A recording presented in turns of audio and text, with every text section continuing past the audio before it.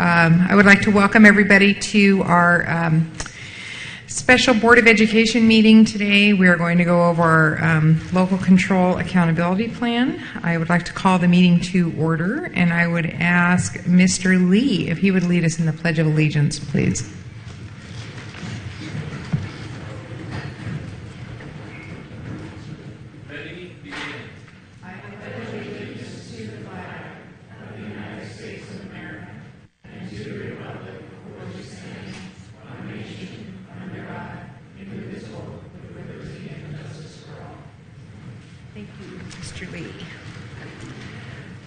Okay.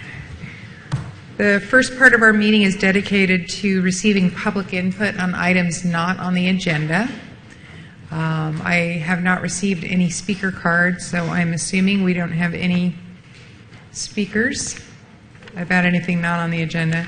So we're going to move into the meat of the meeting, and I want to turn it over to Mr. Fine, our interim superintendent, who will begin our study session on our local control and accountability plan. Mr. Fine. Thank you. Good afternoon, Mrs. Lock-Dawson and Mrs. Cloud, Mrs. Alvey, and Mr. Lee. Hope you all had a very nice Easter weekend. And thank you again for your extra time, another special meeting on the subject of the local control and accountability plan.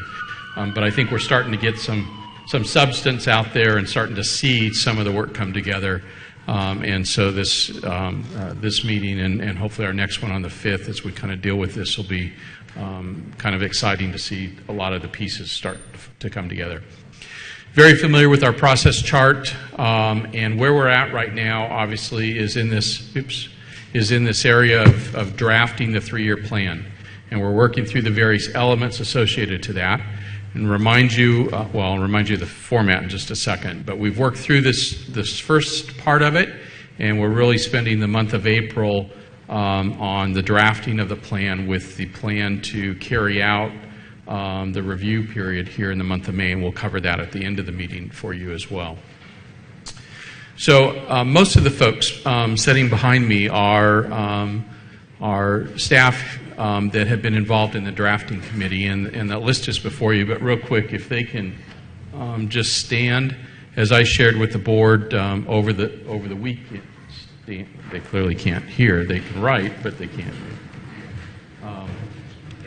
As I shared with the board, these guys have put in an immense amount of time and effort in the last 10 days. They all do their regular job every day, and then they've been coming, meeting, some of them at school, some of them at the district office, some of them in unair-conditioned space, and some of them, I guess, in plush surroundings at King, where Daryl has provided meals and food and everything else. Well, let's give a round of applause.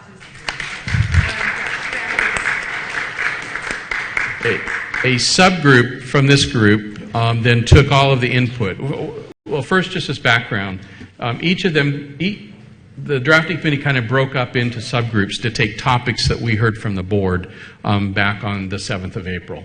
And some folks served on multiple subcommittees and so on, and from those basically did their work. And then those were all due to us last Wednesday morning, and then from that we had a group of editors, which you're going to actually hear from tonight, pulled from them to help kind of bring things together, because each subgroup may have multiple subgroups overlapped on topics related to instruction. It was just natural that would happen. That's what we're all about.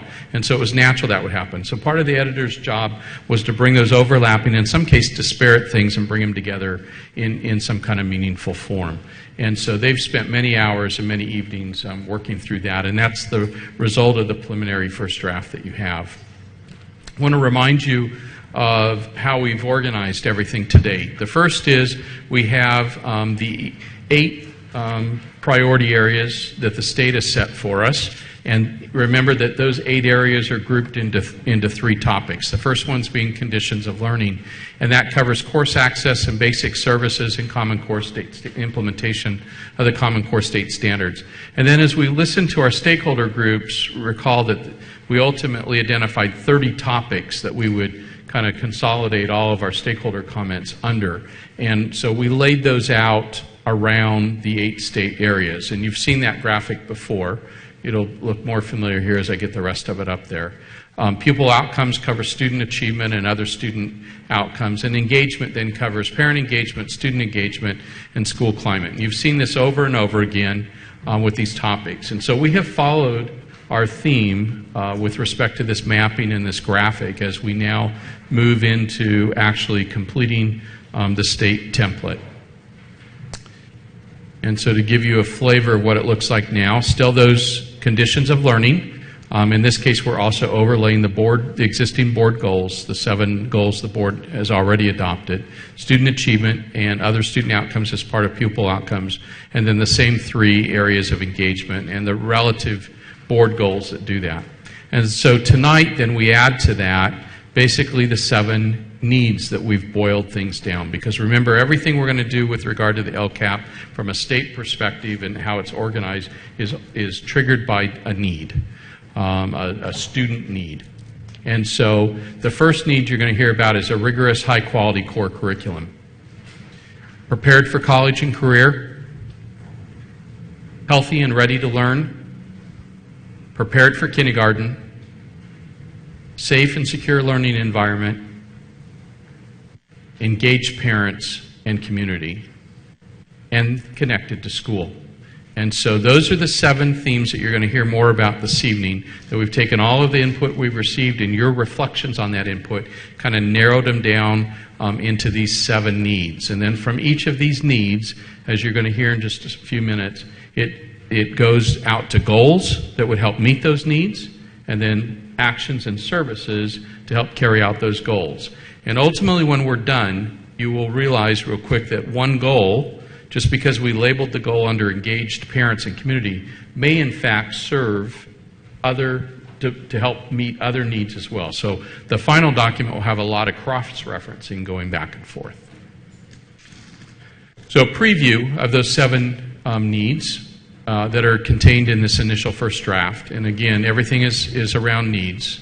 What are the top areas of needs so that all students can be successful is the question we were trying to ask, and what changes we will make to address those. Those start to get to goals and some of the services and actions, and then certainly the actions and services deal with these changes and these specifically increases and improvements of our services to meet our goals.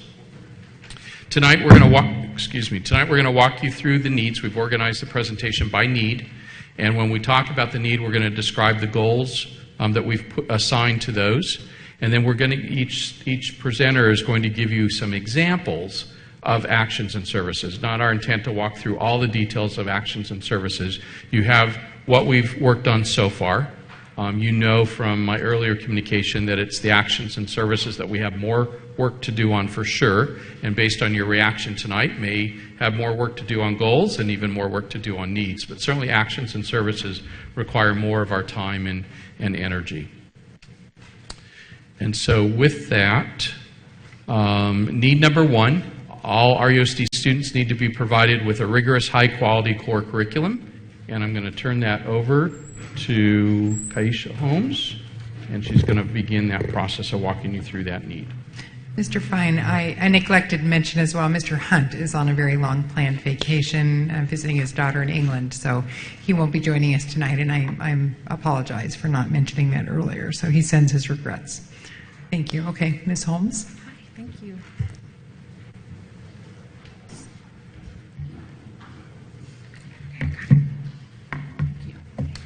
Good afternoon, Board President Locke Dawson, Mr. Fine, and Board of Trustees.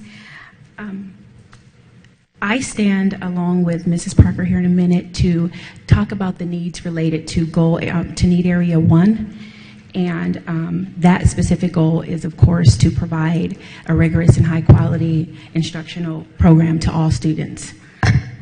As we frame the academic and instructional needs of students, you will hear several references to MTSS, which is multi-tiered systems and supports, which is similar in concept to response to intervention, or RTI. As you referenced the slides and handouts, there's a detailed definition of MTSS. And that definition is a coherent, continuum of evidence-based support or system-wide practices to support a rapid response to academic and behavioral needs with frequent data-based monitoring for instructional decision-making to empower each student to achieve high standards. Our goal is to service and create successful learners within our core instructional program, which is going to be the Tier 1 level. At least 80% of our learners should be benefiting from Tier 1 instruction if our core program is effective. Tier 2 supports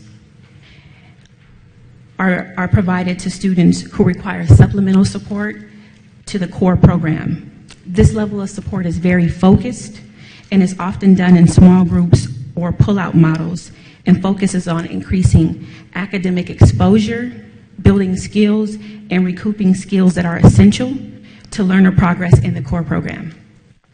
No more than 5 to 10% of students should be served in this area if our core program is successful and effective. Tier 3 supports are provided to learners who require more intensive intervention to recover deficits. Most learners will fall within this tier. Most learners who fall within this tier have their core instruction replaced with interventions like Read 180, and many of our special education students will fall within Tier 3. This model provides a framework for individualizing and personalizing support for learners and enables a system of monitoring learner progress and engagement and also program effectiveness. The purpose of this system is to effectively implement a results-based progress monitoring system informed by a K-12 universal screening process, which is the first step in identifying students who are at risk academically, behaviorally, or in other ways relative. Essentially, universal screening assists in targeting students who struggle to learn with scientific, evidence-based instruction. RUSD currently utilizes DIBELS as a universal screening tool at the elementary level, but at current, there is not a system at the secondary level. The specific goals related to multi-tier systems of support are goals A, there's 5 of them, B, C, D, E. And the goals specific to this need area are goals A, D, and E, which are to provide a high-quality, rigorous curriculum, core curriculum, to support Tier 2 and 3 students whose academic needs are not met in the core academic program, and to increase direct academic support to teachers, students, and parents. The other 2 goals deal with other areas that are essential to the core program, to include to ensure that RUSD attracts, hires, and retains high-quality skilled professionals, as well as ensuring that all students are taught by qualified, highly skilled, and effective teachers. So at this time, I'm going to have Mrs. Parker come and elaborate on the next portion of this need area, which specifically details the cohorts of students who will be served, the correlation with state and local priorities, and the tentative or preliminary action items to fulfill this need area.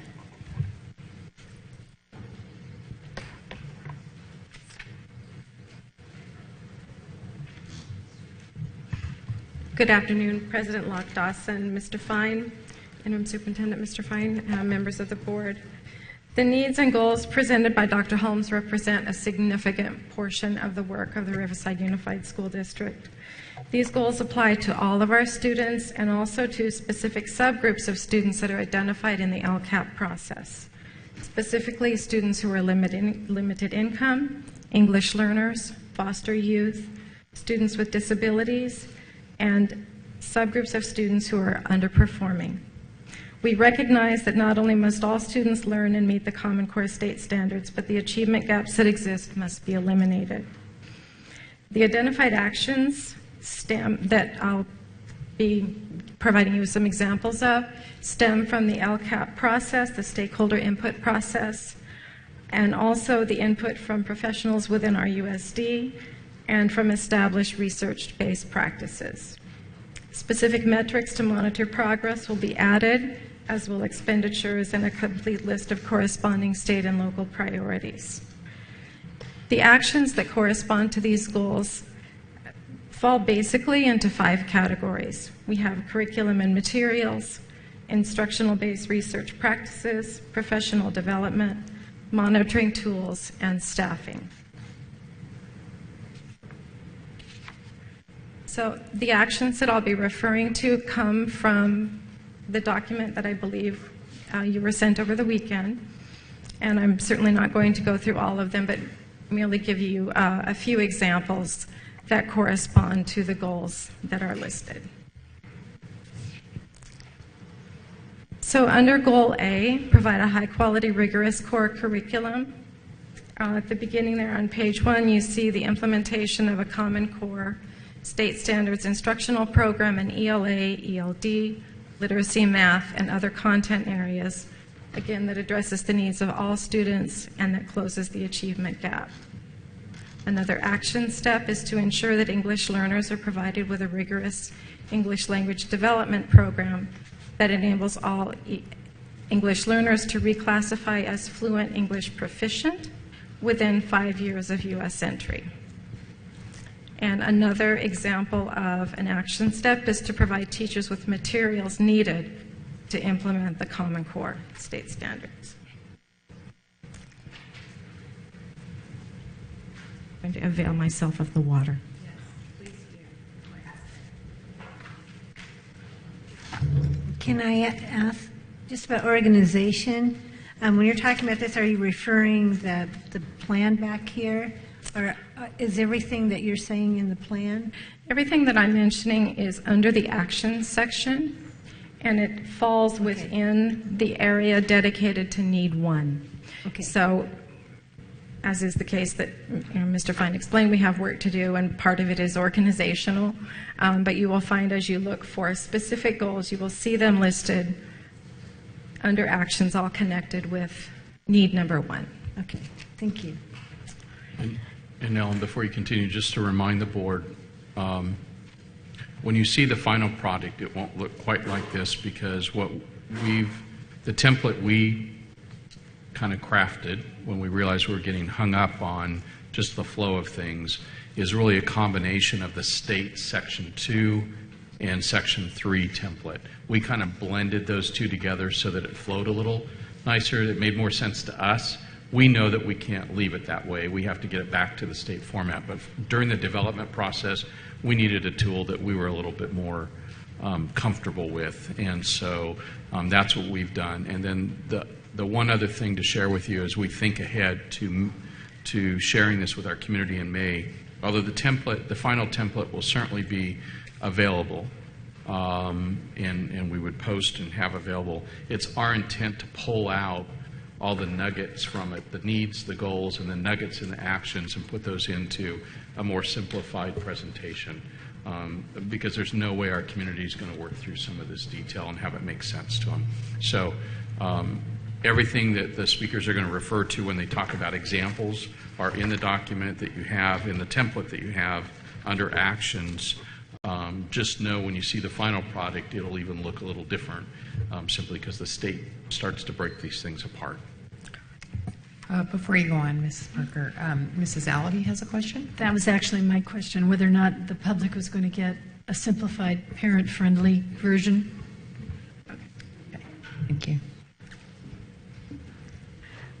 And we certainly know that those are not all the action steps that would be needed to accomplish goal number 1, but they're representative of what you will see when you read through. Under Goal B, ensuring that all students are taught by qualified, highly skilled, and effective teachers, there is a focus naturally on professional development. So one action is to provide professional development in the Common Core state standards for ELA, ELD, literacy, both on the standards themselves, because they are new, and then on the instruction that's as it's described in the state frameworks, and also just as we know it to be under best practices for instruction. Another example that you will find in here is to provide teachers in grades 4 through 8 with math content area knowledge, professional development that will support them in the instruction of mathematics in grades 4 through 8.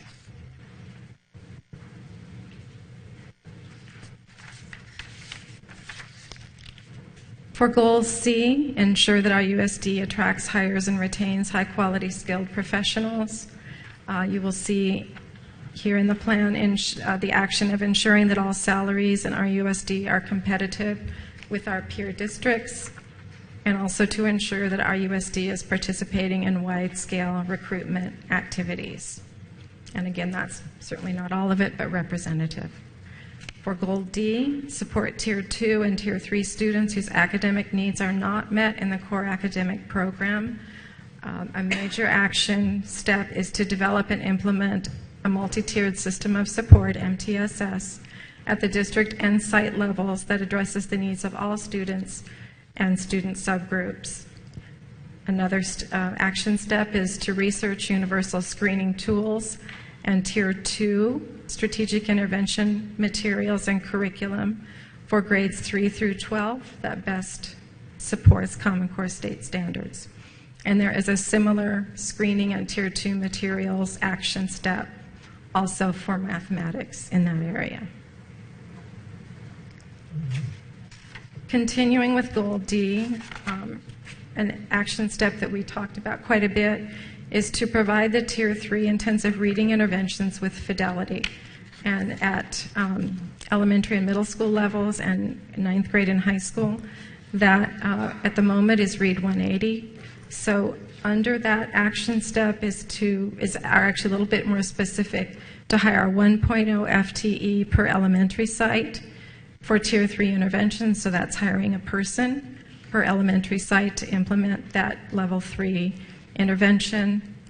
And corollary would be to add 1 2-period block person, or 2-period block per secondary site for Tier 3. And this would specifically be in addition to the current special ed and ELD intensive reading intervention program staff that are already there. For Goal E, increase direct academic support to teachers, students, and parents. We have listed, I have listed increase the number of elementary assistant principals by 3 and eliminate the 50% AP model, adding appropriate staff. And that's the first tier. Also identify and hire 1.0 FTE MTSS district coordinator, K-12. Identify and hire a 0.5 MTSS per elementary site and a 0.4 to 0.6 per secondary site, depending on the concentration of students and the number of students. And finally, as another example, implement the pre-K through 2nd grade institute, which is prevention and intervention, at 5 additional schools, including training, observation, and coaching. So again, you will find the complete list, as it is now, of action steps in the document, but those are representative based on the category. Thank you, Ms. Parker. We don't have any questions, so. And just to be clear, I'm sorry, we do have a question. Just Mrs. Cloud has a question. I'll come back to mine. Go ahead, Mrs. Cloud.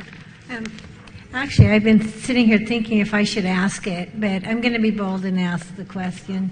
And it's probably more directed at Mr. Fine than the audience.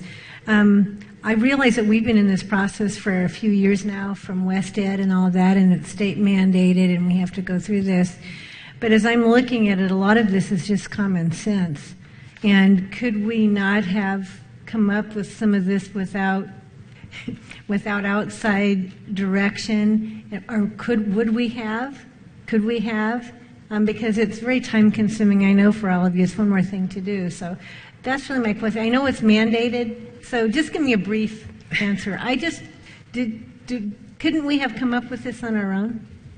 So I wouldn't describe it as mandated per se. We're talking about the multi-tier system of supports. Well, all of approach, it. or- I mean, all of it. We know that we have areas of weakness that we need to address, and the support, and we're focused. Are the board goals. This is really the focus of the board goals. So I think we're kind of aware aren't we, of our areas of weakness? So absolutely. I think the best answer I would give, and then would certainly invite any of our team to speak up, but one of the things, especially with respect to the board's goals concerning literacy and numeracy, is those are great goals, and we obviously want to put the systems of support, not the MTSS, but just systems of support to achieve those, especially with respect to the first best instruction in preschool, K1 and 2 and 3. Part of our issue is that when we are not successful with a student, in order to achieve that goal, ultimately achieve that goal, we must also have intervention programs in place. I mean, just as we have for years. So part of it is this duality of, in order to achieve the board's goals and ultimately our goal of all kids being successful crossing the graduation line and prepared for college and careers, we've got a group moving through the early grades now that we need to deal with appropriately, and we've got kids that went through that weren't quite as successful, and we have to deal with those. Plus, we're always going to have kids enter our system who may have come from environments or districts that didn't have that same goal. And so it's a mix of things. It's a mix of first best instruction. It's a mix of the intervention support that we're talking about. And it's a mix, and that intervention support is really goes all the way up the grade spans, up the grade levels.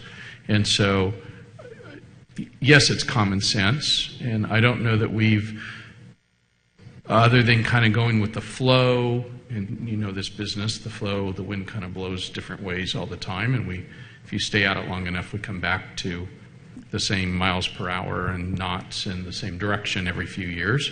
But this is really reflective of that. So you'll see Mrs. Parker covered a couple things that, yes, we're already doing. Are we doing them perfectly? No. So part of this is really to get to the right level of support to do that. Is READ 180 implemented with absolute fidelity across the district? No. At some schools, yes. At other schools, I would have to say in their defense, it was impossible for them to do that given the resources they had. This would change that and allow it to be implemented with fidelity consistently across the board. It also talks about math, so that's the literacy piece. We're not currently doing the same with the same intensity with math, and we need to be doing that. It's clearly a gap that we have to put some things in place. And so it's building upon those things. That's why you see some investigation into identifying screening, and then in subsequent years, because this is organized by year 1, 2, and 3, you see implementation of what we identified. It clearly requires support for our teachers. That's the professional development elements. And we know that we don't accomplish anything here without the very best staff, teachers and otherwise. And everybody else knows that. All of our peers know that as well. So ultimately we have to be competitive in our compensation and work environment in order to attract the very best. Well, I would just say, I get that. But so do you think this process has helped us review and see things more clearly than we did in the past? Or do you think we were on the road within, working through ourselves, coming up with the same conclusions? Because I'm not sure that the conclusions would have been any different however we focused it. I agree with you. I think what this process does is it helps us prioritize. So you would think that all of this energy and work that all of you have expended has been useful? Yeah. May I? Because Sure. I agree. Yeah, go ahead. You're at the podium. This is, when we start with instruction, that's what we do. It's who we are. And there's a lot of it that we already know we need to do. Some of it we know we need to do better. Some of it we've wanted to do better and haven't really had the opportunity. Funds have been short. There have been other limitations. So this part of the task, as I understood it, I'll just speak for myself, was to not only put in things that were perhaps novel coming in from the community or coming in from other stakeholders, but also just to include in a comprehensive plan the stuff that we know we have to either continue doing or do better. So some of it is very familiar, and we couldn't write an LCAP plan without addressing first best instruction, without addressing monitoring tools. But I think as you hear other groups, you will hear probably more ideas that are less familiar. You will certainly hear reflected the input from the community regarding counseling. So you will hear some things that are maybe not new ideas, but this is a new opportunity to plan for and perhaps implement those Well, things. I would just add my final comment. Yes, I think it was helpful to go out in the community and see what the community is thinking, what are priorities. I think that has been helpful, but I just think, so much of this, we've kind of been in the process of refining.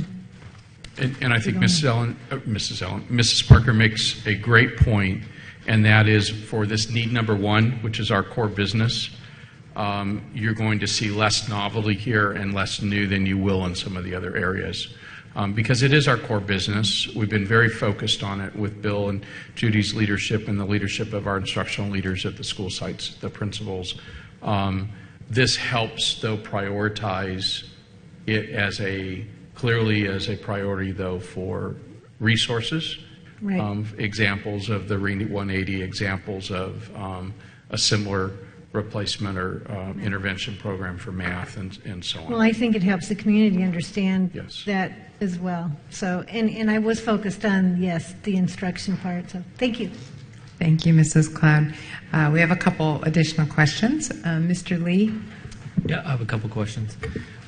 I think along what you just said, Mr. Fine, that's what would help me understand more how to translate this plan. What you said in regards to Read 180 and saying that this is what we're doing now, but we're not necessarily implementing the way it was supposed to be implemented, and this is how we can make it better. So if I could see as we develop these drafts, even if it's just a cheat sheet for board members, what are we doing now, and what are we proposing to do differently? So, or in addition, so we could separate these out. And then two, like when I see goals like provide a high quality, rigorous core curriculum, to me that's not a goal, that's a mandate, that's a student right, we should be doing that. A goal should be, what does that high quality, rigorous core curriculum look like? Reach goals. If our goals in the board are to ensure every kid gets A to G, graduate with A to G requirements, that should be the goal, and then the action steps on how to get there.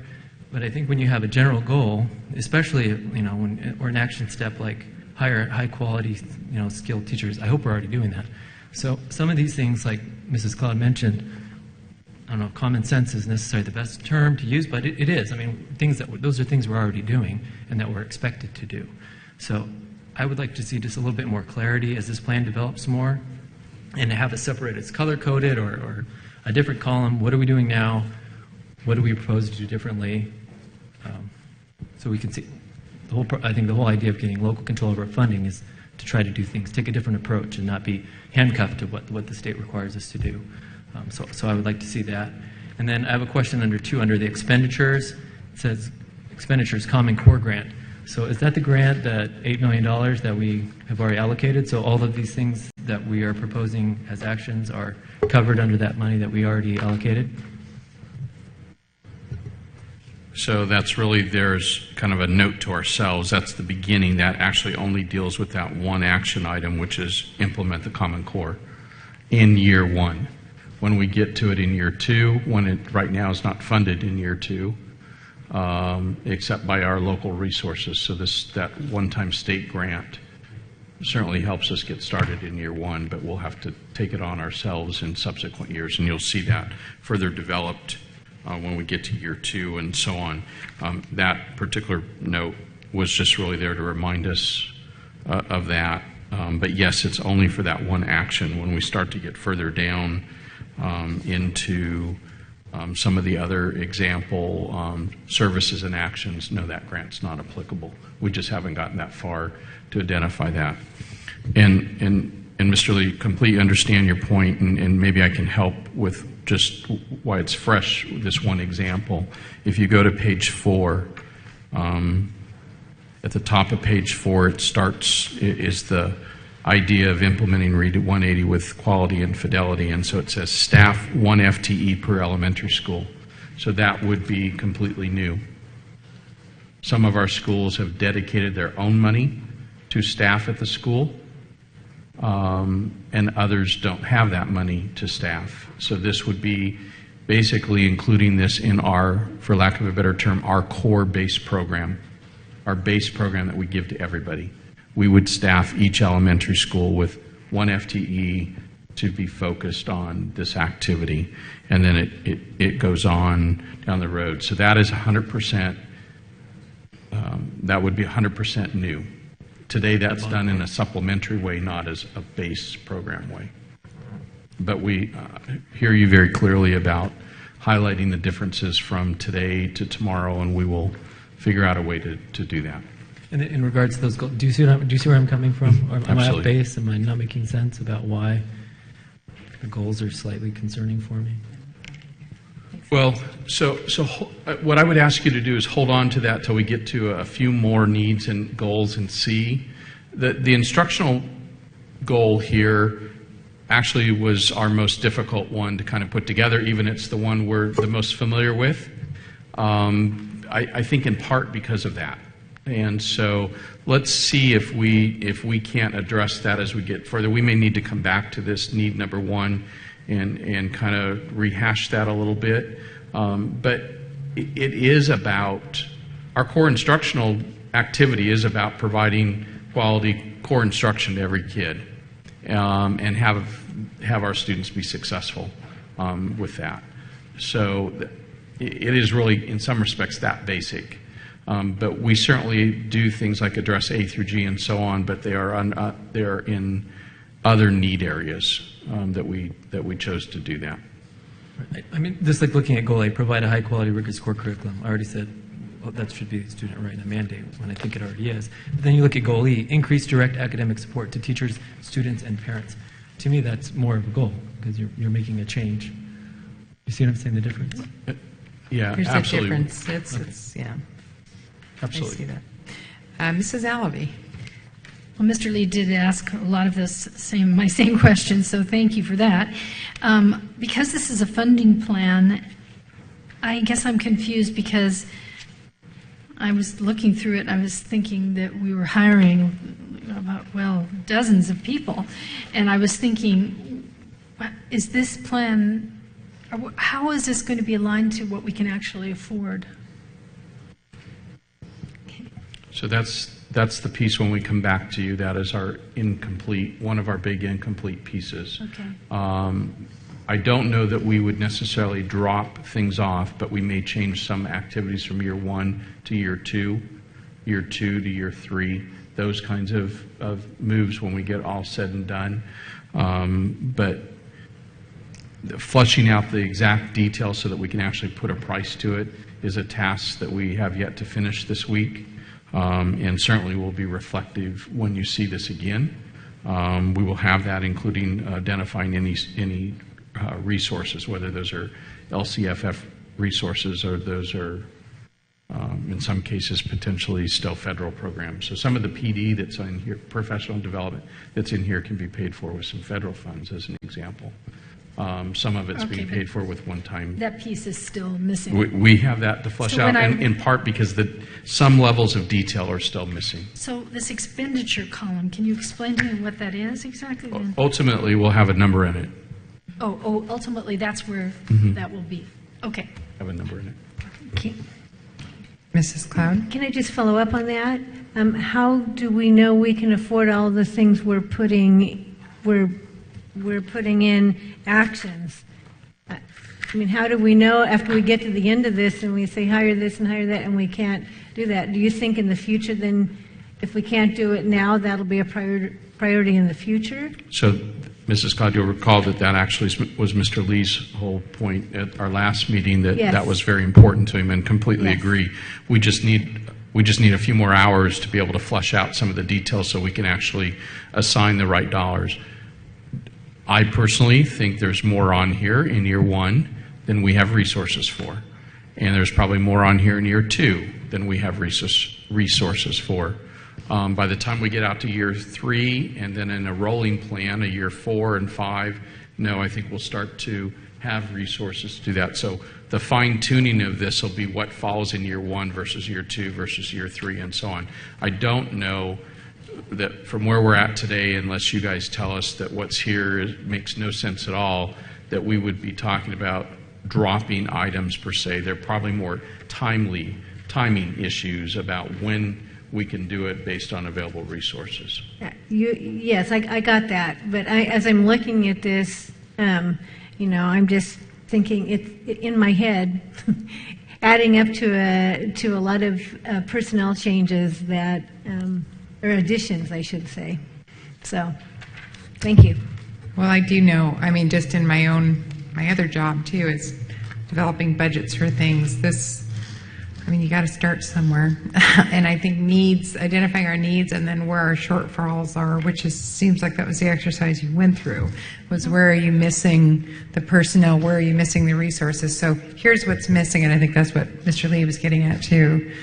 What's missing, and then I guess we can start figuring out whether we have the funds to fill those positions or not. And then if we don't, then we have to start winnowing those down or fine-tuning. So I guess it's all just kind of part of the process, and we are waiting with bated breath to hear.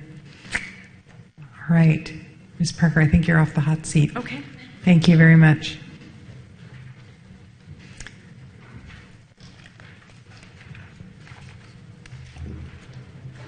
Good afternoon. Can you let us know what you're speaking to today? Yes, good evening, Mrs. Lock-Dawson and Mr. Fine and members of the board. Mrs. Ibarra and I are speaking about Need 2, which is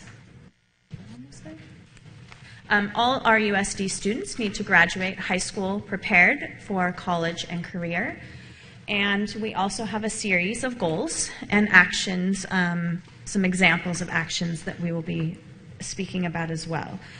In terms of our goal F, increase academic achievement that leads to college and career readiness. And actually, as Mrs. Ibarra and I were sitting and reflecting on this and looking at, skip down to goal I, increase the completion rates for A through G and graduation.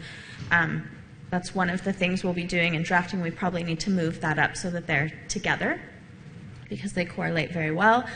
And in looking at an example of a goal, in looking in first year, really studying successful models and modifying our current counseling plan to reflect these best practices.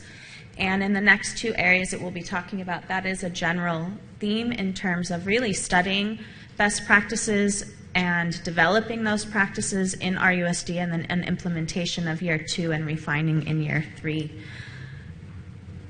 For goal G, in providing opportunities for students to participate in sequenced career pathways, really looking at developing and implementing career pathways with CTE, which would require looking at hiring a CTE coordinator with an expertise in this area.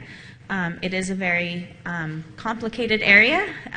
We were talking about the credentialing. Just to be able to perform this task is very difficult. So looking at hiring a coordinator to really develop and implement those pathways.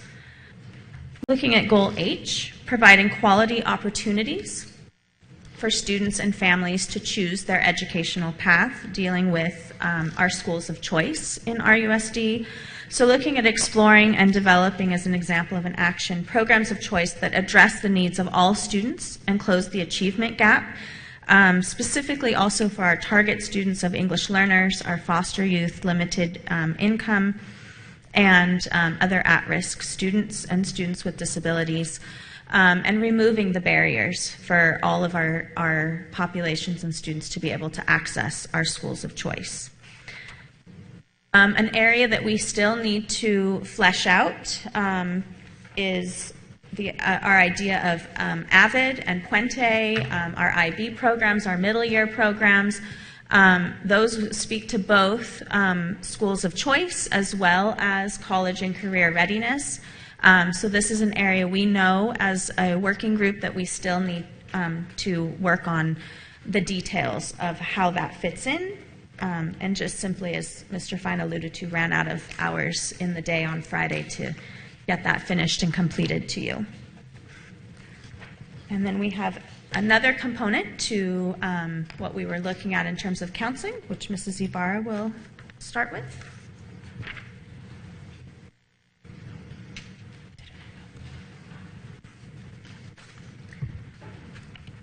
We'll go back to counseling. I think one of the things, too, that we want to make sure, there's a big difference between when you look at CTE, and we referenced in this last goal regards to looking at our counseling programs. There's a difference between the academic counseling programs that we're used to within our school settings right now at the high schools and the middle schools with counselors that deal with the academic setting. And then there's the setting of mental health. And we know definitely, as Mr. Lee alluded to, what is something that's different. This will be something that's very different. We have had some things in place, but not to the extent that we're looking at in regarding providing services for our sites with this section. So that's one thing I think both of us talked. There is a big difference when we say realign our counseling program in the last slide. That's more the academic counseling component. This would be more the mental health counseling component. But simultaneously working together is our goal, because as we know, they do impact one another. So with that, one of the things under this is for need 3, all RUSD students need to be socially and emotionally healthy and ready to learn. With that, we have goal J, provide services to ensure students are socially and emotionally ready to learn. So one of the main things that we would look at within that year 1 is to design a student assistance plan, including reevaluating our current mental health services, hiring a SAP, that's a Student Assistance Program Manager, to develop these systems, because you have to have somebody that's able to oversee what's going on at your school sites. And you want it to be a consistent program, so again, you don't have those gaps and loopholes, whereas one school has this, the other school has this. We want it to be something that's systematic and consistent for the mental health purposes. We'd also look at hiring 2 psychologists within that first year, that their whole goal would only be to deal with the support for behavior and mental health. This would not be special education services. This would be solely for mental health within our school systems. That would be the general end, and along with that, and the SAP coordinator overseeing the 2 psychologists, and I guess it's more or less taking a special ed, but looking at it in a general ed world. One of the things we found successful in the special ed world have been what we call the IBI, your intensive behavioral intervention specialists, who have gone out and worked with students in special ed who have had severe behavioral.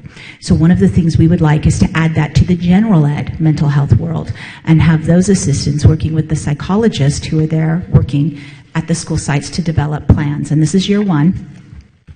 And that would be the people who go out and they provide the immediate intervention in looking at those plans.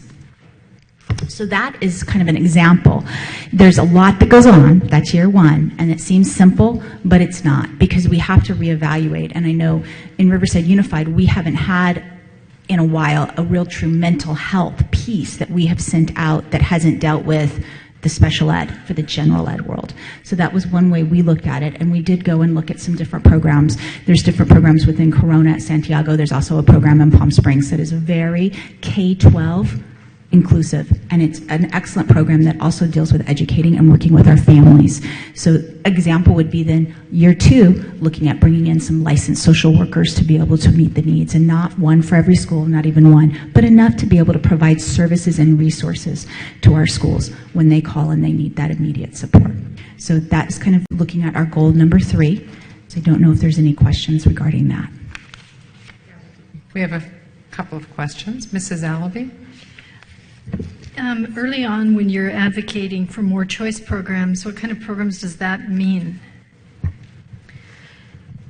In the plan, in looking at some of the detail in the plan, what we were looking at was surveying the community, so we didn't identify those programs yet. That is part of the plan, is surveying the community, surveying our resources to see what we have available to provide our community with choice programs. So really, that's why this section really took on, because it is new and expanding, is making sure that in the first year it was researching and developing those systems, researching and developing what does our community want, what does our community need, and what do we have the resources to provide, with a second year of implementation and third year of really looking at refinement, because this was So they could be programs in our current schools, or they could be correct. existing outside of our current schools. We don't have any idea yet. Correct. We did not delineate. Okay.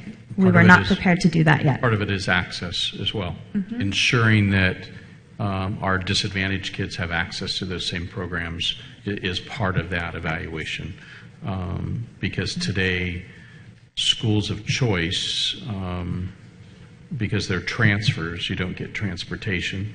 So as an example, using Casablanca as an example of the 716 students that live in Casablanca, I think only 17 of them choose to go somewhere other than their assigned school.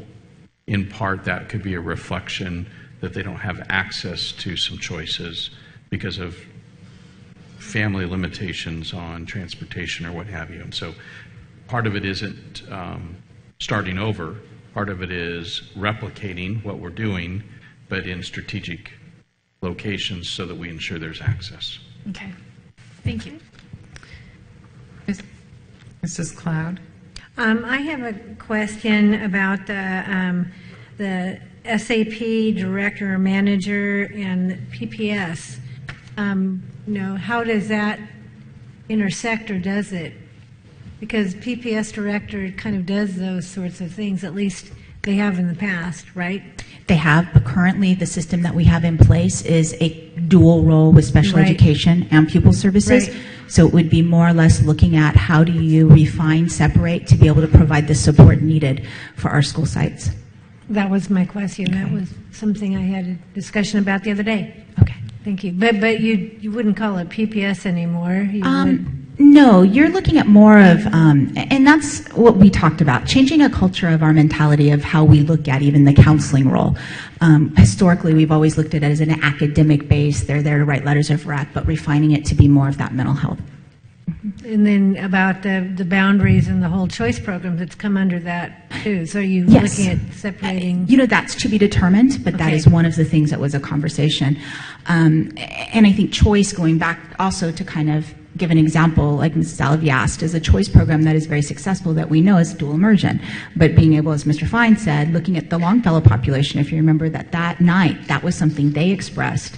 Look, we'd like to be able to have a program like that. So that would be an example, and how that would lie within the PPS, I don't know. We have to be very careful too, because we really want the mental health to take on a mental health and supportive. Right. And it is kind of disparate. But, Correct. So thank you. I thought maybe that was the case. Yes, it is. I do want to make sure I've said this before, but I want to make sure you know, right, that for every one licensed professional, you can have up to 20 interns? Yes. Okay, good. Yes. Because that is a way to get away with murder. Yes, it is. It's good. We can get the armies of mental health professionals out there. Okay, thanks. I just thought, sorry, at the risk of repeating myself. No, yes, we're familiar with that in person. Mr. Lee.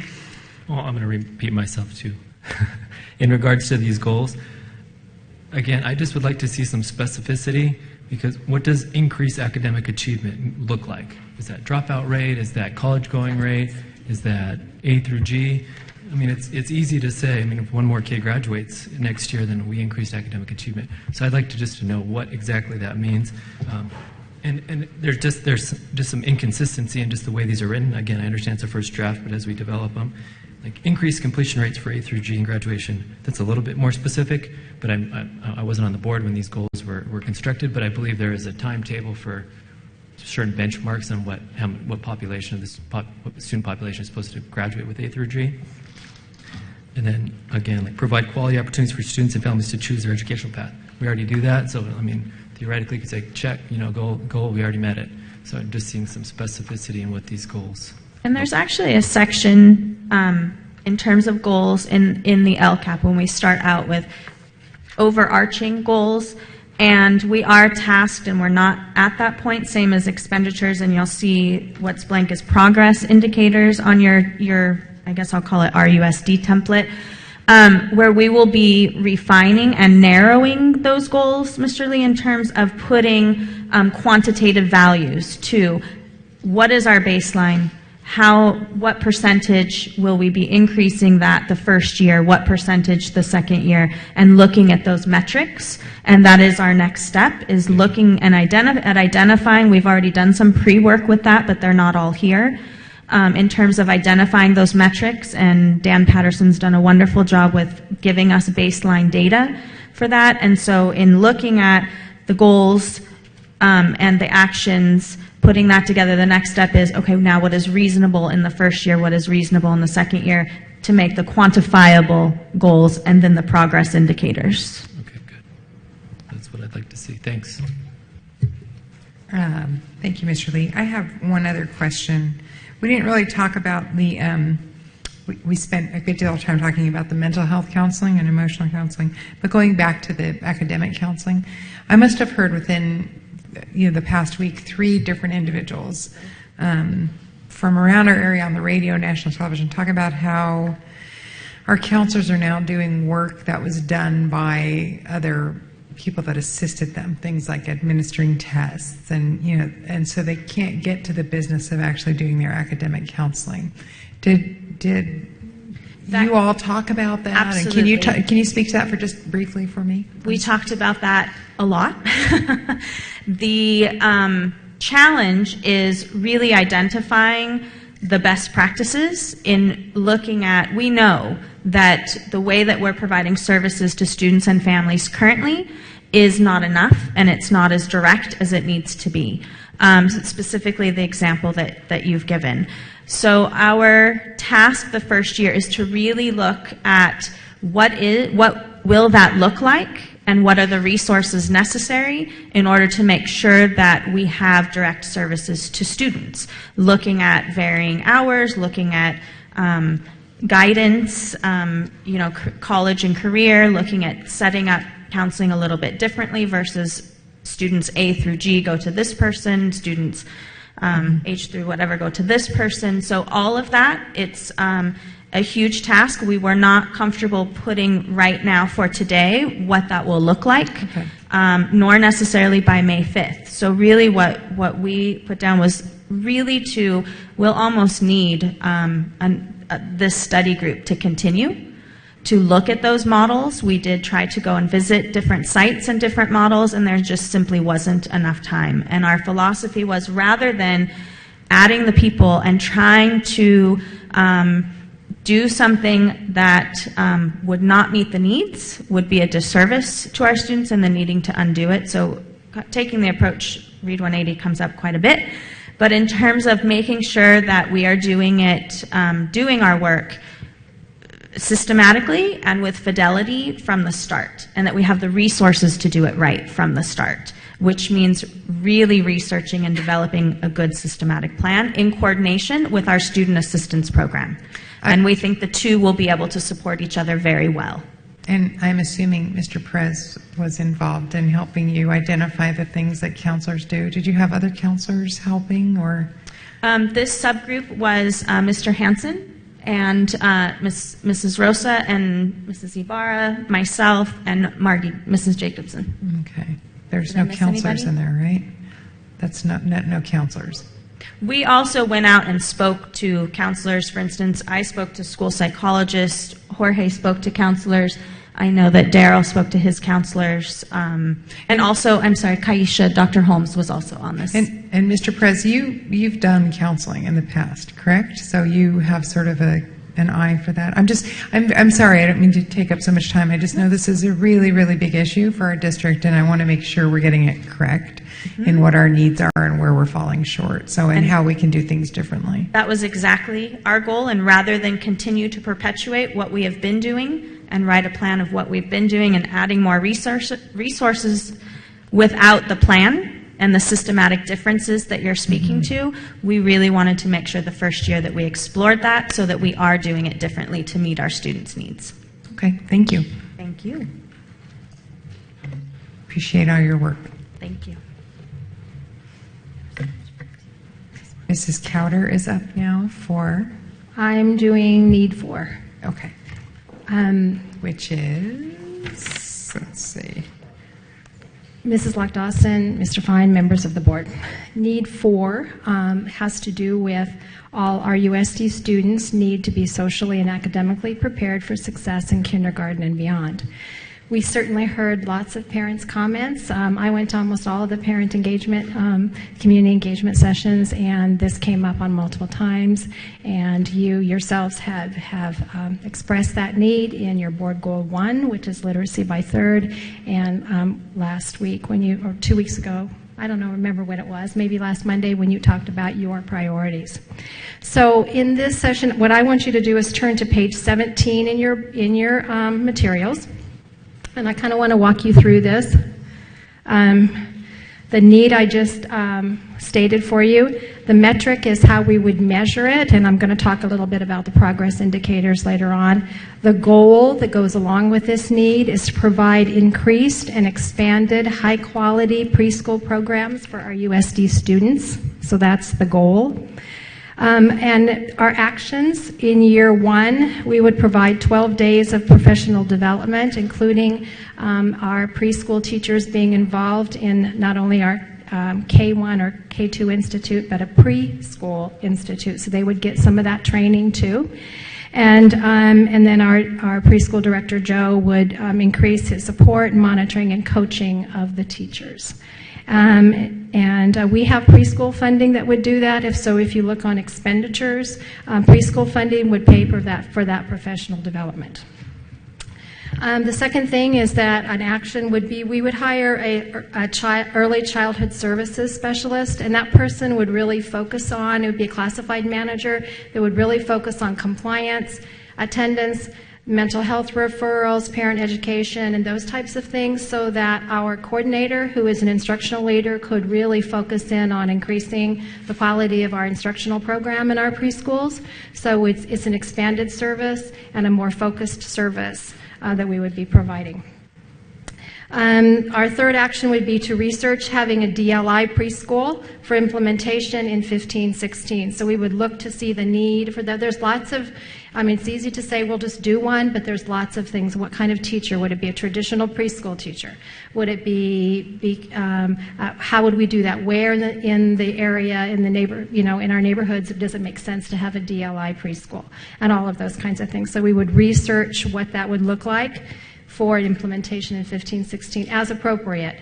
Another action would be we would research and design a sliding scale for families that are ineligible right now based on the income qualifications for preschool. So we do have some, in both Head Start and state preschool, we have criteria for inclusion in those preschools, and it's based on income. And we have lots of parents who ask if they can pay and be a part of our programs. So we would like to do some kind of sliding scale for parents based on income so they can be included in our programs. So we don't know what that looks like yet, but that's why next year we want to research that. Maybe we've talked to the county about, can you do that? Can you mix preschool kids? And it wouldn't be Head Start. We need to keep those classes pure, but it would be hopefully our state preschool classes. We would have some kids being able to pay and go into those classes too. So that's kind of our goal, to do that. It's kind of a parent demand that it's based on what they've told us they'd like to do. And we would like to really look at our preschool classes, and when we look at expanding into some underserved areas of our city. Ms. Counter? Yes. Mrs. Alvey has a question. Sure. This is one of the goals that I believe could be extremely expensive. It says higher, higher, higher, fund, higher. Mm-hmm. I just am concerned, and it's hard for me to feel comfortable about this without knowing, say, where those preschools were going to be or where those additional services were going to take place. Would that be something that we would see on that final draft? Because that would make a big difference to me. No, you won't. This year 1 is about studying that and figuring that out. It doesn't have only in year 1 do we have adding the early childhood services specialist to actually improve and increase some services in preschool. The rest of them are research and year plan, 2. and they get in. Mm-hmm. And so based on that information, so based on what the year 1 person discovered, we could stop it then, potentially? Certainly. You Certainly. can revise, this is has an annual update to it. You just, if based on that research and investigation, we find that there's no support for it, you would take it out. Absolutely. That's why we didn't want to say next year we were going to just do it, because we don't know that there's a demand for it. We don't know the neighborhoods. We don't know any of those kinds of things. So next year is a research year. We'll look into it and see if parents, will, if they want a choice to go to an RUSD-sponsored preschool rather than maybe a privately sponsored preschool. So that's why we didn't automatically say this summer we're going to rush and get place license and all these kinds of things, and it's going to cost all this money. No, I think that would be foolish and not a good steward of the district's money to do that. All right, as long as at different points we have Absolutely. pull-out options. Okay, thank you. Another action would be in our preschool programs right now, we have a family learning collaborative, and what that is it's an interagency collaborative that supports our students and our parents in our preschool programs. And when we started that this year, we were thinking of the expansion of that up through the grades to support our families and our kids. And so what we would like to do is integrate that into a parent and community collaborative that you're going to hear about in need number 6. So that would be a goal that we would do, is to provide that. And then continue to provide things like Dad's University, grandparents, raising grandchildren, and things like that. Year 2, the only, what we have in there is exactly what you said earlier, Mrs. Alavi, is that if we would like to open a DLI preschool, if our community can support it, if that's what we want, if that's what you decide to do, we could hire a preschool teacher to teach that, and then aides, and we'd have to follow our licensing requirements from community care licensing. We would implement some new slots based on a sliding scale. If that's what we decide to do, we could we would have to hire a clerical person within our preschools to handle the money, the sliding scales, the expansion efforts if we were to do that. And then we also have in year 2 to explore and plan for services for families of 2- and 3-year-olds. We used to have an Even Start program over at Longfellow for 2- and 3-year-olds and their parents, and it was a strong parent component. We watched and played with their kids and did language activities with their kids and a lot of things like that while the parents took classes. They took English classes, they took some computer classes, they did those things. So we would plan and explore services for 2- and 3-year-olds. I've called that the Early Impact Program, and that's what we're going to call it for now, for one of the better words, the Early Impact Program, and I think that kind of describes it. And then in year 3, we would just continue. I think Mrs. Reno-Frosto told you year 3 would be refinement of those. These actions certainly can be moved. If we said in year 2 we couldn't afford to open for 96 slots, basically 96 slots, 96 kids is 2 classrooms.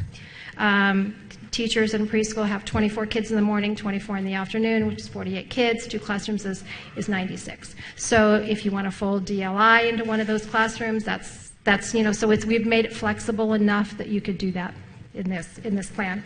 If you notice over to the right, we have progress indicators, and those are what you'll see throughout the plan, and that's those are our goals. And I think earlier in this year, you know that we're tracking our preschool kids academically, and so on page 17, you start with the project indicators, and those are our goals for how our USD preschool kids will perform on the DIBELS. How they'll do in our Envision Math assessment. And then the third one is the desired results developmental profile, and that's to really talk about self-regulation, impulse control, and behavior with our preschool kids. So we have goals in each one of those areas. Anybody have any questions? No, I think that's it. Thank you, Ms. Crowder. Thank you.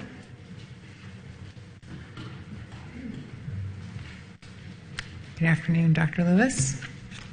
Good afternoon, Mrs. Patricia Lock-Dawson, Mr. Fine, members of the board. I have need number 5. It really deals about basic needs. Our USD students need a safe and secure learning environment. We have one very comprehensive, encompassing goal that deals with those basic needs, And that's a very strong statement about staff and students should be provided an optimal learning environment that is safe and supportive of student learning. Really what this gets to is providing an environment with no distractions of having equipment that's not in good repair, and also the distractions that comes along with a threatening environment. So we want to put in place those things that will address those issues in a transparent manner so that it doesn't interfere with the instructional program. We basically developed 4 action items, and the first 3 dovetail very nicely with the presentation on the state of school maintenance that was presented at your last board meeting. First one is increased levels of daily maintenance, and this is, you can equate to maintenance and operations staff and their ability to improve levels of maintenance with their staffing and support. The second one, which is a very strong relationship, and that's the ability to implement projects that reduce the number of unreliable building systems. As you know, if you can't replace those systems that are failing on a large scale, then that puts extreme pressure on your day-to-day maintenance and your ability to keep your systems in good repair. The final item relating to maintenance is developing a facility needs assessment for modernizing and expanding facilities. That would be the first step leading towards a general obligation bond. And quite honestly, as we talked about last board meeting, we can't rely on state funding or state matching programs. We're pretty much on our own to develop our own local funding that'll support our facilities. The last item is adding a campus supervisor to each elementary school without an assistant principal. That's been identified by our stakeholders over the meetings that we've had, and also we've heard from principals that the amount of discipline issues that are happening at elementary school campuses, there just needs to be more support. And we found that the campus supervisors that we do have at our elementary schools have been very effective. If you have any questions, I'll be happy to answer those. Mrs. Cloud. Just a quick question, Dr. Lewis. I was thinking after our last meeting, we were talking about the state priorities and the stakeholder engagement topics, and although I think maintenance is very important, how does that fit in to our priorities? It actually falls into board priorities on facilities master planning. It also is a basic need that the state asks the board to address as far as the LCAP process and having facilities in good repair. Was part of the state's understanding is that that facilities would be part of it, because they're not doing much to help us anymore. So is that where they see it as fitting in? It's one of the components of the 8 state priority areas called basic services. That component includes 3 basic elements. One is properly credentialed teachers that are not misassigned. The second is access to instructional materials. And the third is the condition of facilities. Okay, and with that, I would say I think we need to do something to help our elementary schools and our schools without APs. That's been an ongoing concern since we had to cut those positions several years ago, and I hope we need to be as quick as we can to get help to those elementary school sites, and secondary for that matter. So, thank you. Thank you, Mrs. Cloud. Mr. Lee has a question as well. On the expenditure side, how did you come up with 500,000? And then as it goes from year to year, is that cumulative from the year before or just 500,000? It is cumulative. The first step with our routine restricted maintenance is that, as you may recall, the state will require that we provide that 3% out of our general fund for that. So we would increase, or propose to increase, 500,000 next year. That'll give us partway, and then another 500,000 the following year, and that'll meet our obligation when it needs to be done. Mrs. Alavi. Though I personally am very supportive of a general obligation bond, I don't understand how the community will understand that it's part of this LCAP money. I mean, it just doesn't seem, it seems like something we have to fund out of our, I don't know. That was I'm actually my I'm question I was confused. thinking, I'm so too. confused. How is this supposed, nobody in the community mentioned this, and in fact, I don't believe anybody in the community mentioned anything regarding maintenance operation, but that doesn't necessarily mean I wouldn't see a need for it, but how are we going to say, oh yeah, and by the way, we're also including these things that set up our general obligation bond? I don't think the community would like that very much. So the LCAP isn't limited to the LCFF funding, just as our total general fund is not limited by the LCAP.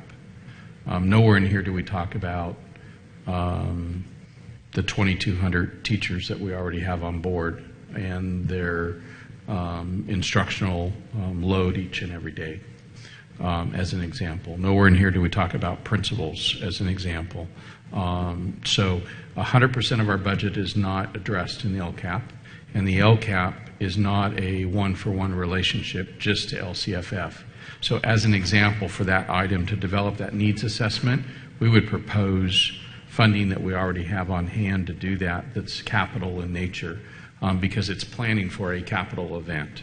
And so it's in here for two reasons. One is it's an existing board goal number 4, I believe. 5, thank you. And it is in here because ultimately we know that if you remember Mr. Williams and Dr. Lewis's report at the last board meeting, that we can't cover that $214 million of deferred maintenance needs at $14 million a year. That spends more than we have. And so the only way to ultimately get to those great big projects is to ask our community to support that. So there is an interrelationship between those.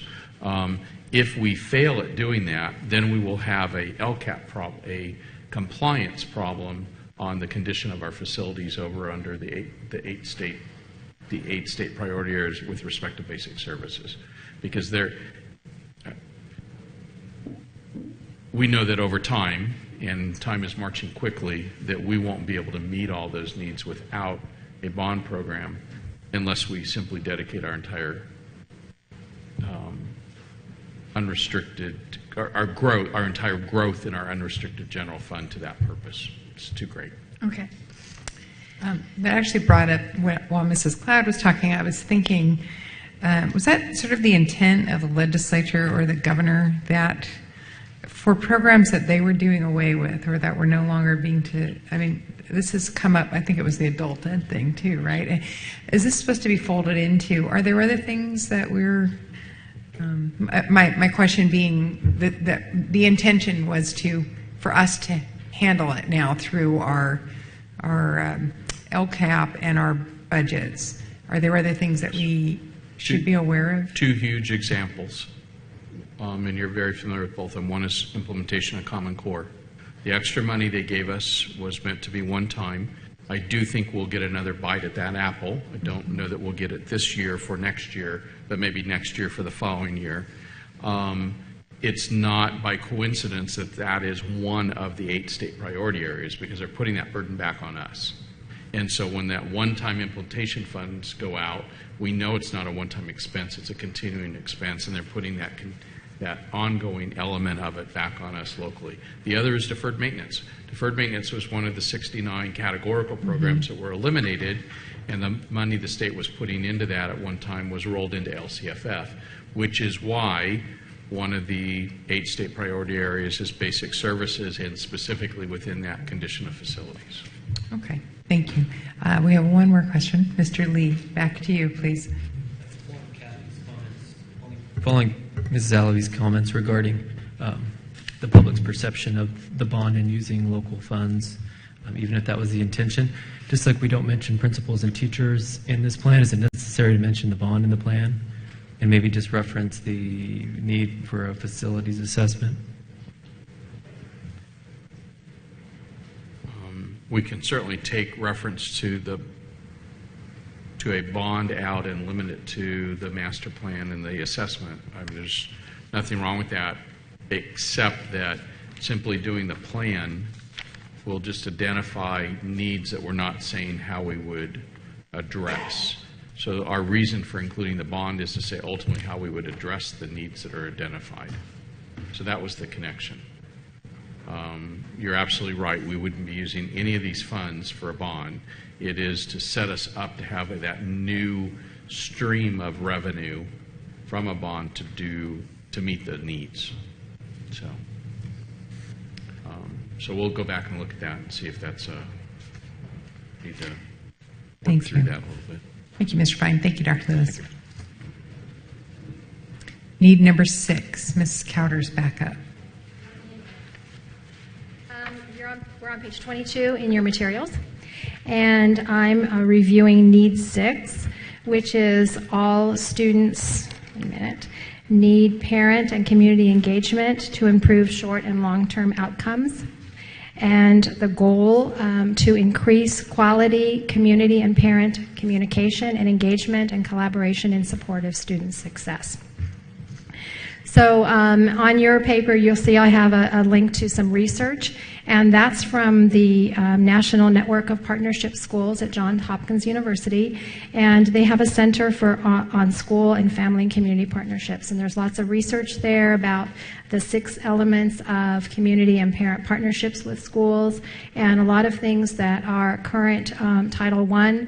Louis Ortega works with schools, and it's Epstein's work on that, and so you'll find that information there and some links there. So that's the research behind what we'd like to do with our parent engagement pieces. So our first action would be to join the network and to start looking at the research and start looking at what they're doing around the country for engaging the parents in the community. The second thing we'd like to do is have a department, have a community parent partnership and outreach department in the district that would really focus on engaging the community, engaging parents, and really doing some collaboration with them. We would identify and or hire, whichever makes sense, a director of the parent engagement department, and to develop a project plan that addresses the needs of our students and also the needs of the students and closes the achievement gaps with our communication and with our engagement with our parents.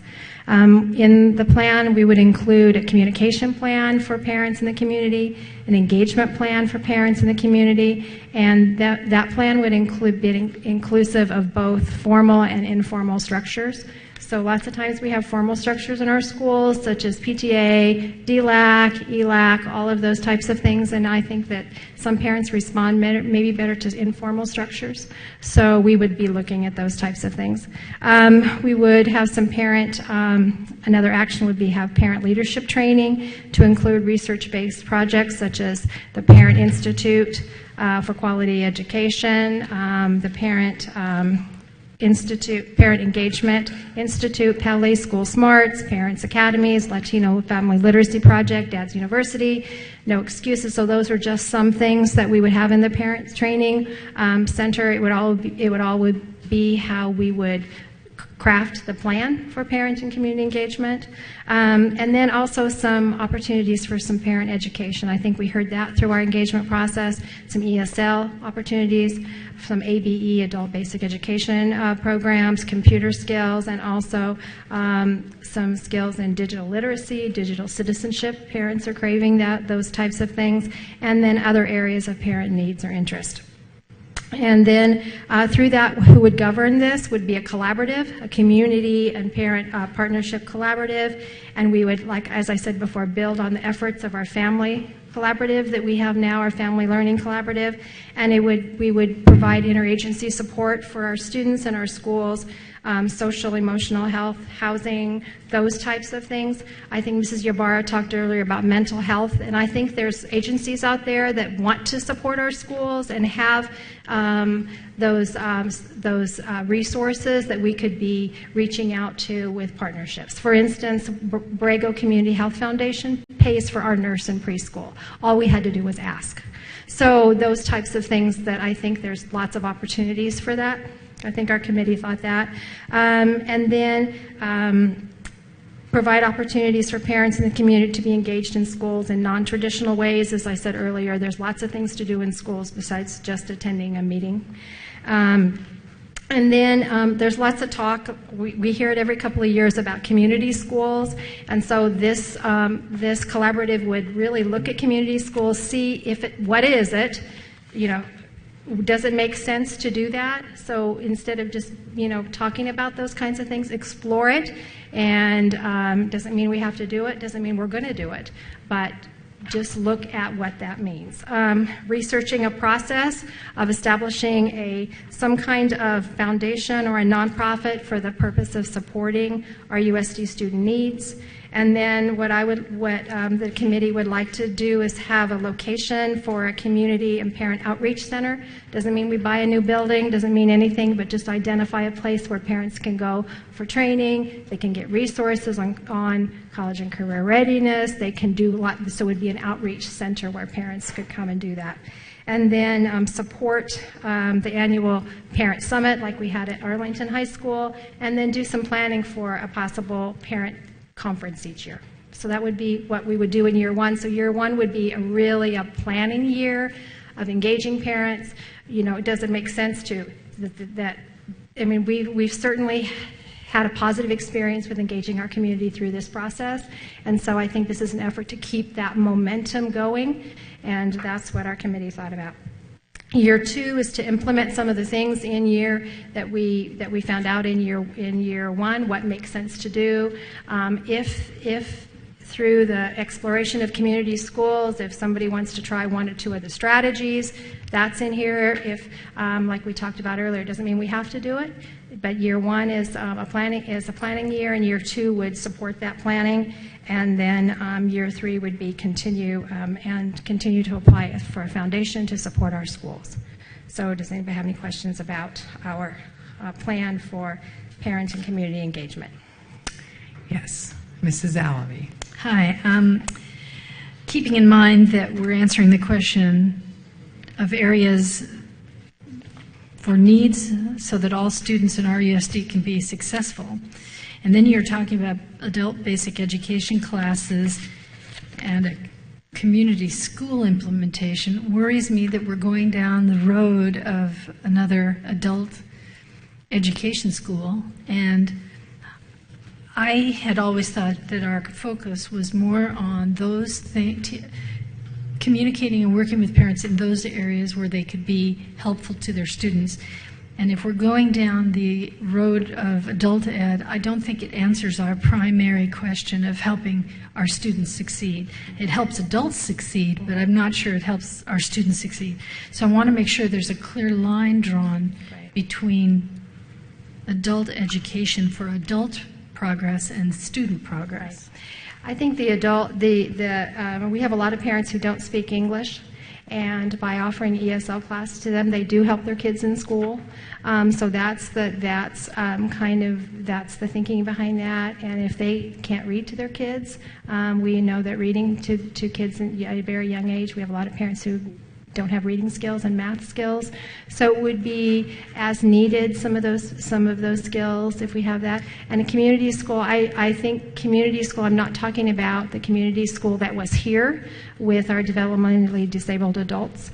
We're talking about a strategy where there's some services that are available to kids, and it's through a partnership with the community, like mental health services and those types of things. So it's not the community school. It shares the same name. I think it's not a good use of our money to assume that we're going to be able to train all of our parents in math and language enough to where they're going to be totally competent in these areas. And I think our money would be better spent in other areas. I'm also thinking that where we're talking about foundation, I don't think we need to establish one. I think there's already REEF, and I think that can be utilized if and when their REEF is willing to work with us. Well, and that was kind of the thinking, that if we explore it and REEF is willing to take this under their wing, that would be great. And we stop right there, the project. So the foundation aspect is probably less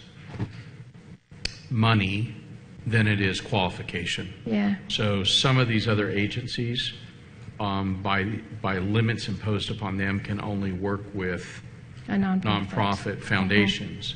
If we create one within our schools, not REEF, who is raising money to do XYZ, but if we created one, then that makes us eligible for more of those partnerships. Yeah. So there's it's just a tad different little angle there. Right. We completely agree. If REEF wanted to expand their mission and reorganize and reapply to the IRS with a different set of mission goals and all of that, that structure is already there and we could do that. But we weren't going to write something that was dependent on that because they're a separate group and they have every right to decide whatever they want to decide. But we didn't want that to be a limit for us. We know that we are currently not eligible for some of those relationships and partnerships because there's funny restrictions out there about working with another public agency that may not exist if you're working with a nonprofit. So this would not be another nonprofit? Yes, it would, but it would qualify us for some of those relationships and partnerships. Okay. But my understanding, excuse me, Mr. Fine, Ms. Cowder, you're talking about looking at various models that could be some existing models, like maybe even something under Community Foundation or something? Okay. Yes. Joining that. Nothing that requires us to do a new one. No. We would explore what the best options are. Yeah, and if it ends up that we would need to have our own, maybe not, maybe under the umbrella of REEF, maybe it's working with, but I think there's lots of things, and when we look at funding, sometimes we're not eligible. There's certain organizations that only fund nonprofit organizations, so it's a technical type of thing. I think that you hit the nail on the head. We have worked around some of that with some other partners. For example, Community Hospital Foundation, Community Health Foundation has stepped up and been that other nonprofit in order to get a partnership that ultimately benefited our families and our kids. But that requires them to make that a priority and so on. In many cases they have. Some cases they've said, wow, we can't handle that right now, where if we were, we may be able to take advantage of that. Right. And with respect to adult ed, I think we completely agree. We're not talking about it. I think we very purposefully used adult basic education here to convey that we're talking about core subject. We're talking about literacy and numeracy. We're not talking about allied health care programs of medical transcriptions and all those things. Those appropriately will end up under the governor's plan in a consortium with our community colleges. This is about services to our parents. I totally understand, and I'm not, and I'm not trying to say this isn't valuable. But when you talk about a limited number of dollars and you talk about the needs of our students, I just want to make sure we make the best use of it, and that may not be the best use of it. Thank you, Mrs. Alvey. Mrs. Cloud? I have some questions. I'll just kind of throw some of these out. Sure. Who was on the committee? Did you guys break all of it apart? We did. Who was on my committee? The committee that we did, I was on it. Who else was on it? Dennis was on it. Patty DeRobles was on it. So we met on numerous occasions.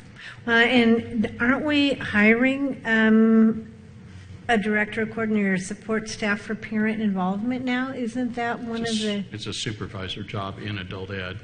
And to qualify for our maintenance of effort dollars in adult ed. Is that Remember that separate?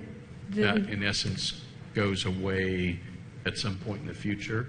We would look to potentially incorporate that here. So that person would probably could come over in this position. Is that what you're possibly thinking? I don't know. I'm hearing, and I get the need that we need support. But for a number of years we took down the administrative staff because we had to, not because we really wanted to. But this plan really builds that up again, and some of it I'm comfortable with, and some of it I'm not so sure. And so I'm not getting, when this is all finished, show us a map, because I don't know who's going to be responsible to whom, what administrator is going to report to what cabinet member and all of that, because this really is changing again and adding to the structure that we just put on a diet for the last number of years. And so I'd like to kind of see, how this all spreads out, and to be able to justify the kinds of positions and stuff we're looking at, by community input. And then my final kind of question is, Longfellow was basically a community school for those of us that have been around a little bit. And for a number of years it was, but changed leadership, changed funding. And for those that don't know, community schools are very expensive.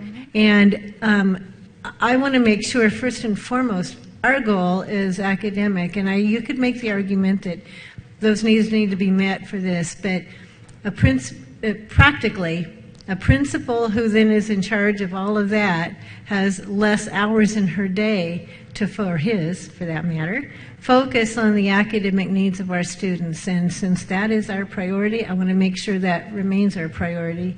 And that's just my comment. But I really would like to see, after this is all vetted out, what we're looking at. Really, before we make a final decision, I think we need to see who's responding to who's responsible to whom, and how all of that goes. Well, I did say every couple of years the community schools kind of comes up from either the mayor's office or from board members or something like that. So I think our committee thought it made sense to put it in here and explore it and say it doesn't make sense and it's not something that we're going to go forward with. But if it does, we would do those types of things, a small pilot and look at it, or not.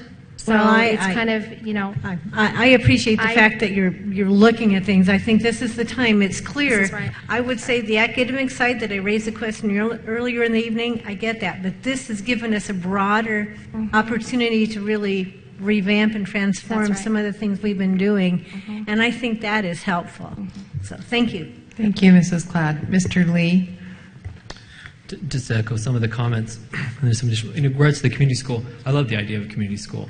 I think it just depends on obviously how much it costs. Right. And I think I referenced at the last board meeting that LA Unified had done it, but they were able to get tens of millions of dollars through a foundation to be able to create it. Right. So obviously we won't be able to do something like that unless we can find a similar opportunity for someone to fund us. In regards to some of these hiring ideas, I think it's a good idea too, but in regards to what they just said, priorities, about what our priority is, and if we're going to create an entire new department that's consisted of administrators, how do we measure the success? Like, how do we measure this is actually working, and is there something else that works better? That's my concern. I had mentioned to Ms. Allaby before the meeting had started about what else part of this plan haven't we talked about, and it dawned on me about going to college. Every college campus that I've gone on to has some kind of a career readiness, college career center that students can go to and visit, whether they want to go on to get their master's or their PhD or some type of career field. And I was wondering if we had something like that. And I think we have some part of that at some schools. Ms. Allaby mentioned King has a career center, but it's run by the counselors. So I just Googled quickly to find out, do these exist in high schools? And they do. And Berkeley has a good model, I think, just briefly looking at what they have. So I see if we're going to create an entire department and to engage the community and provide more opportunities to close the achievement gap, I would even almost look at that first, because that's a center where parents can go access information for their kids. Kids can go access information for paths they want to take, staff it with tutors, connect with the AVID program. To me, that sounds more palatable and more productive in terms of per dollar spending, and it's something that's very measurable. So I don't know, just something to think about. I like the idea of engaging the community, and I think we've shown that we can do that. That the staff has done that with the LCAP process. So I think that to some degree that needs to continue, but to create an entire department, to me that sounds a little bit scary. I'd like some more details about what that would look like and cost. We looked at several districts that have this type of thing, and then a parent outreach center too. San Bernardino has it. We looked at Ontario, Montclair, Upland. They have one, Patty? Ontario Montclair has it. There's lots of districts who have that, and included in that is a parent outreach center where parents can go and help them fill out the FAFSA form for their kids, and that's what that outreach center would be. That's exactly what you're describing in there. It would be some place to hold trainings and for parents to be open in the evenings, those types of things. And I think I would offer, too, that we do lots of that already. So part of this is just organizing by taking those elements and bringing them together. And may not involve hiring at all. It may involve a reassignment of how we get the mass together in order to make the kind of impact that we're looking to make, where today it's spread out. Yeah. So today there may be a college and career center at King that is open an hour or 2 hours a week, but if we went back to the old model, we would be replicating that at every school. Or is there a better use of funds by doing one big one?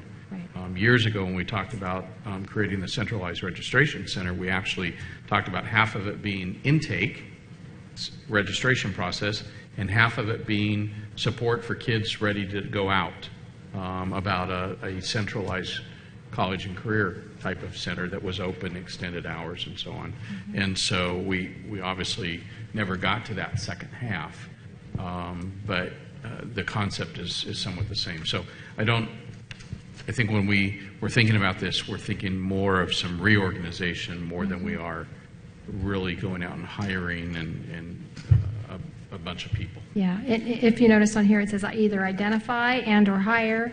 And what I think what Mrs. Cloud said is that we have people that do lots of these things, and maybe it is a reorganization, like Mike just said, of people that, and maybe putting people that do this over here and put them here with these people that do it, and those types of things. So that's kind of what our initial thoughts of our actions. One more thing, and maybe even look at a virtual component, yeah, to where maybe it's just an online resource center where parents can go and, to provide equity for all students. We could have a center where we could use it all, people could come from the community and use public computers and the internet and all that stuff. Good idea. Mm-hmm. And maybe even have a virtual person online that's available after hours that they can text or talk to online. For some live support. Mm-hmm. Thank you, Ms. Counter. Any other questions? Are you covering the next one? No, I'm not. Okay, so we're on to need number 7. Mr. Kells. You're ready to hand that off, huh? Oh, man. Well, I'm glad to let you know I'm the last person that come up here, so there's some hope. President Locke Dawson, Superintendent Fine, and the rest of the board. I'm here to talk to you. I think the easiest way to probably cover this is I was sitting there listening to the various things. I want to talk to you about 2 parents that came to see me today.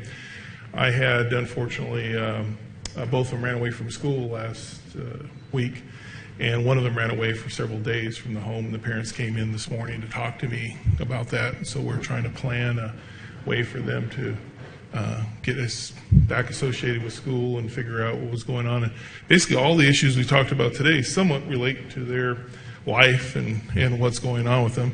They're disconnected from our curriculum. They're disconnected from our school in some ways.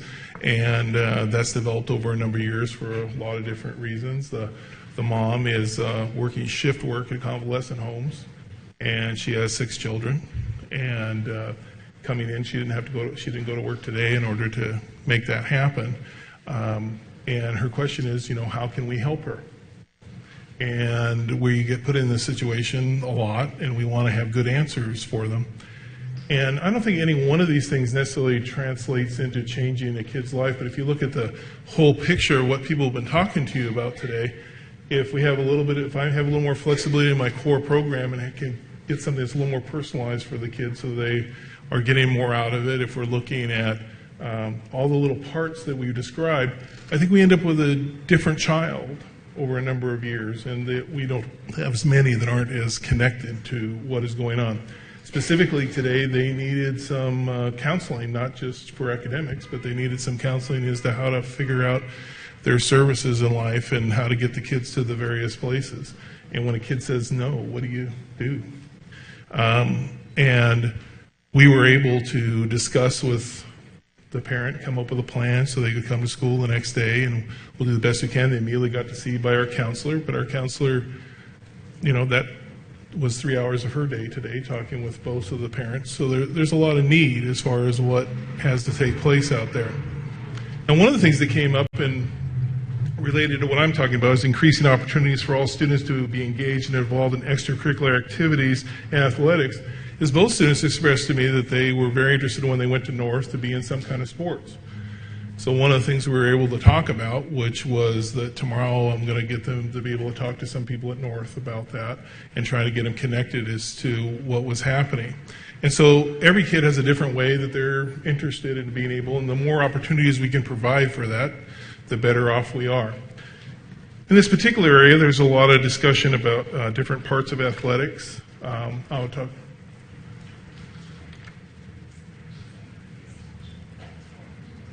Which button would you like me to push? Somebody walk up. No, it's next to the cups right there.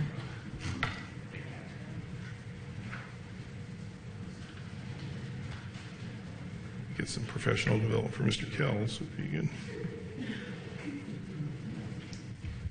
I'm glad I'm not the only one that does that, seriously. I desperately need that. That would be. One more push it. There we go. On this, we've had for years some different work with the middle schools doing athletics, and one of the things we're looking at is to come up with a way to make that more permanent and expanded.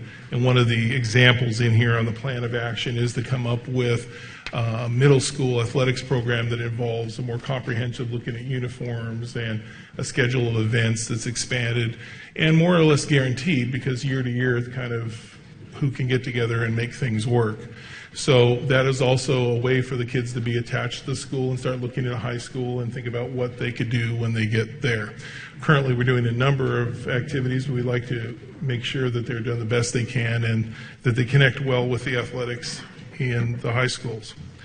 One of the other things is that due to all the things that have been going on over the last decade of funding, is some of the athletics in high school have been cut back as far as the freshmen and the sophomore and some of the sports that aren't considered the central sports to the schools. And a lot of the kids have interest in those sports, and they're not necessarily trying to figure out how to become professionals. They just want to go and try out for the team and see what's happening, meet some people.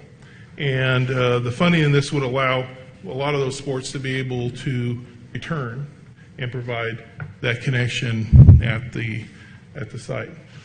So there are other things that I'm sure that we can add in this. We've had a discussion over the last few years with middle school +2, and I know we have an ongoing one with the high schools, and looking at how we can make sure that every kid has a couple of things that they're attached to.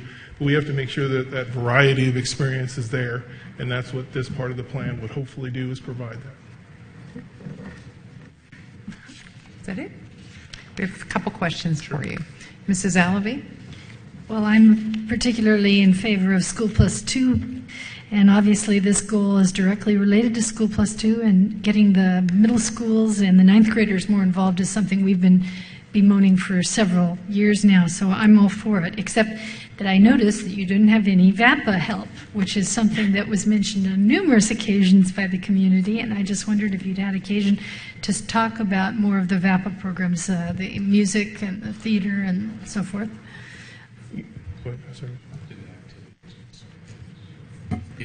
Mrs. Alvey, we'll go back and make sure that's clear, but it's in the work that the subgroup did, it was rolled up in this idea of activities. Really? So we'll go back and give examples of that. Okay, because I read it and I didn't see any. There's no specific reference to Okay. VAPA, but if you go work through the actions, they talk about athletics and activities, and it was rolled up. So band, Okay. drama, choir, all those things were rolled up into the concept of activities. Okay. And just as the committee work that I've been involved in talking to people, they've been talking about everything from instruments to the variety of what could be provided and when, because some people during the day, after school, all those different things, what could be provided by our local colleges, all those things have been discussed. And I think probably since those areas have been discussed more, we probably spent more time on the others, but we'll make sure we get those Okay. all in there. Mrs. Alavi, perhaps you didn't notice under expenditures the term uniforms, which I think referred to tutus and point shoes. So I missed that. How did I miss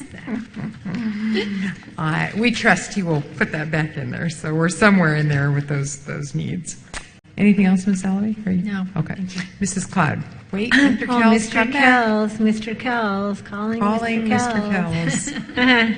I have a question, and I totally support what you guys are doing. I think the student engagement through sports and music and all of that is very important.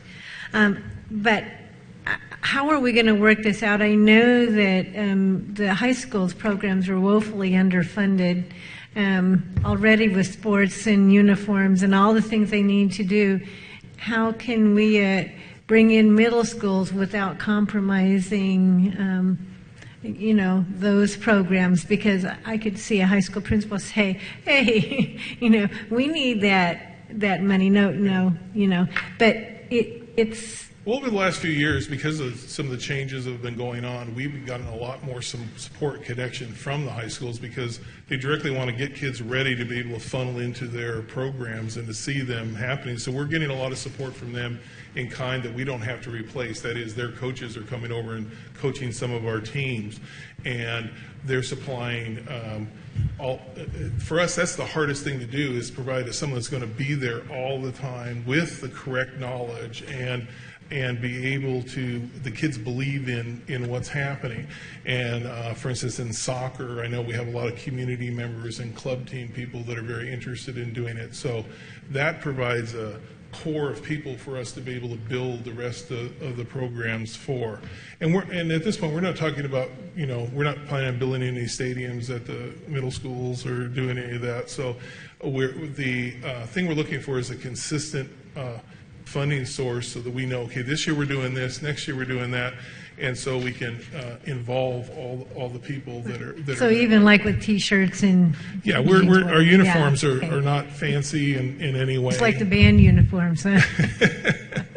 Oh, yeah, okay. I thank you. I thank you for, really taking the task to heart. Thank you. Yeah, and I would just echo what you're saying about the erratic funding. It's mercurial from year to year, and it really is dependent on the particular teachers or right. You get that special teacher, then they move to a different school, and it all changes, and the kids still need the exact same things. We like to build programs instead of the miracle teacher.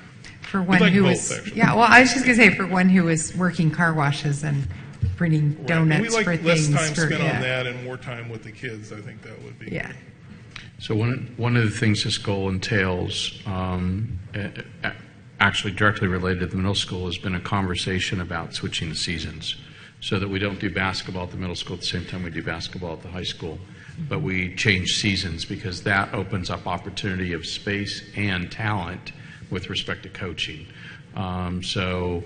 We've talked about expansion into soccer, we've talked about expansion into flag football, those kinds of things, but they would be at non-traditional, I think is the best way to say it, times of the year so that we could really draw upon those high school resources. Kids can participate in several different leagues that way. They don't have to make a choice. Oh, I don't want to be on my middle school team because I got to be able to do this. And so I think that will give us a better scalability of making sure we have lots of kids and lots of help.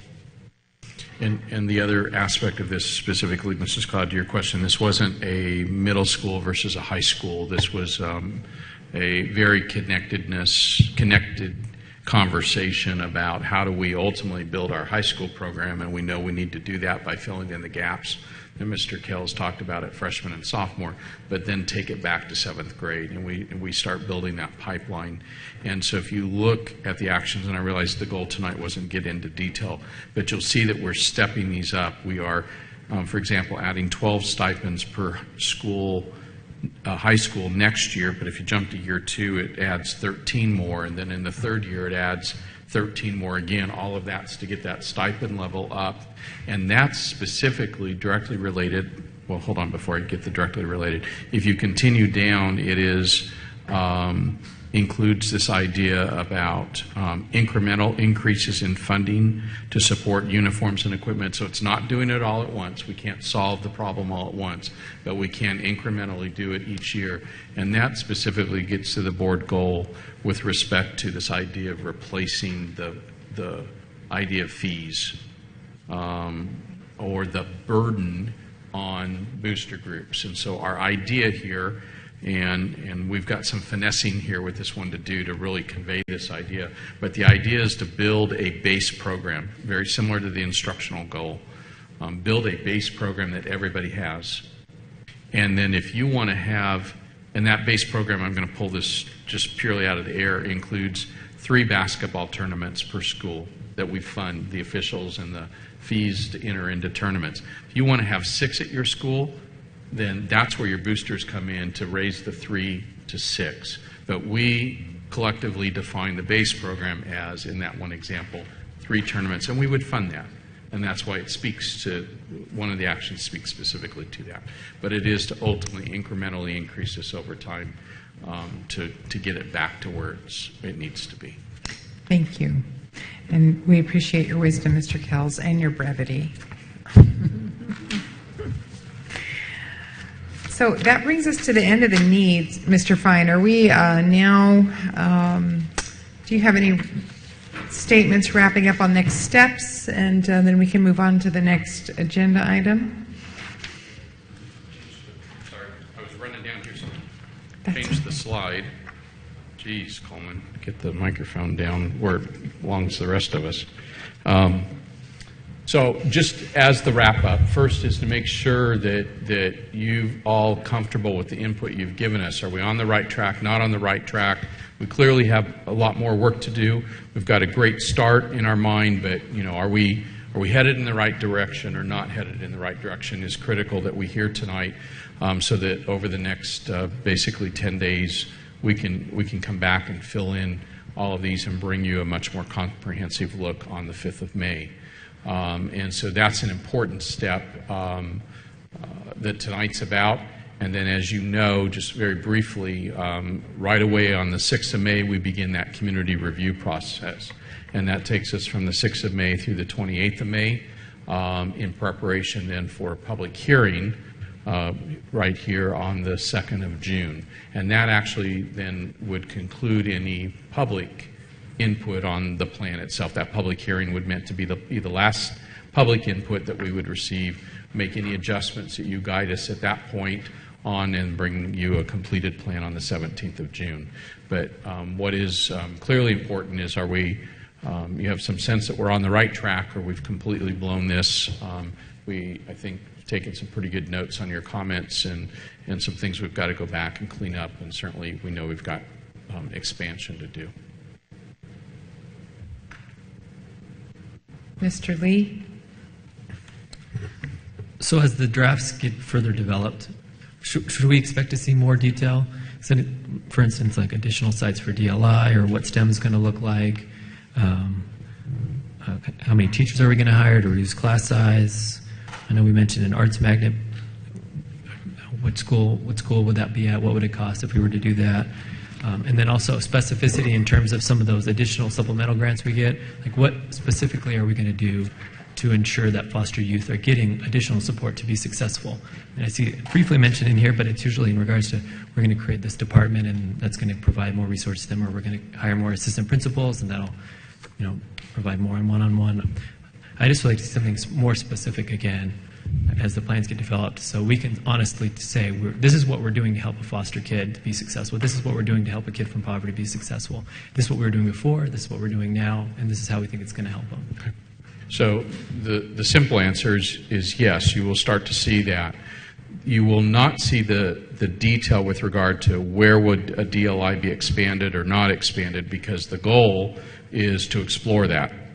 Now, I want to separate that from the conversation we're already engaged in and working on, which is next fall with regard to DLI. But that's kind of a separate conversation, because we were already engaged in that before this even goes into place, about how best to expand that program next fall, and to do so in a way that can help meet some of the interests that's on the waiting list. So that process is already well underway, working through analysis school by school.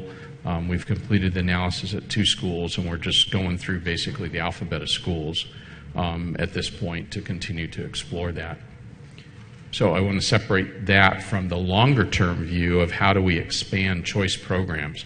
This talked about doing the homework in the first year to implement in the second year. So we would, instead of trying to address that at this point, we would be doing the homework, including the various engagements and surveys and explorations of what resources it would really take to do that. Get all that out of the way next year for just begin to implement an example. In other examples that you just gave, Mr. Lee, absolutely you're going to start to see more of the detail like you saw on the readiness for kindergarten goal. That one's been fleshed out a little bit more, where we set some metrics with respect to academic achievement of our incoming kindergartners as an example, and you'll start to see those broken out year 1, year 2, year 3, very quantifiable numbers in that regard. We're required to do that, and so that's kind of this right half of the page. You'll start to see those, not start to see, you'll see those fleshed out for everything here because we have to do that. That is how we will measure in part, from a quantitative standpoint, how we'll measure in part our progress a year from now.